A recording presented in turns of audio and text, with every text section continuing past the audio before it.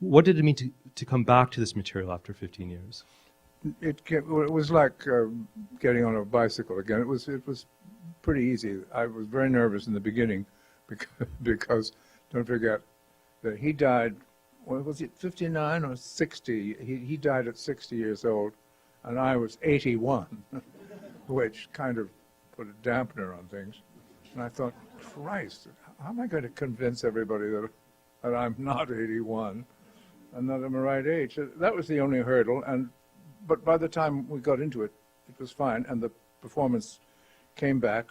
I learned things since then, yes. actually, so I was a little more concentrated on perhaps the pathos of the character than just the comedy.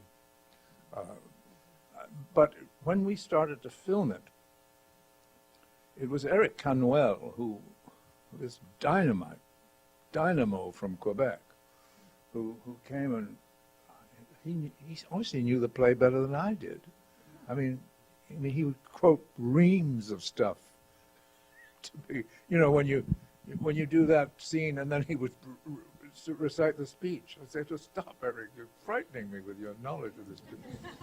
He was absolutely marvelous, and he saw that's the hardest thing to do, is to make a stage play into a movie. It's the most difficult because, first of all, the stage, I hate just archival footage of people acting on stage. There's nothing duller. Why? Because there's a screen between you and the audience, and the screen suddenly stops you from climbing in or identifying or being touched or moved as the theater can do.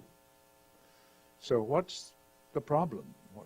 It's, of course, it is to take it away from the theater and then come back to the theater at various times. And the idea of memory, of course, invites that.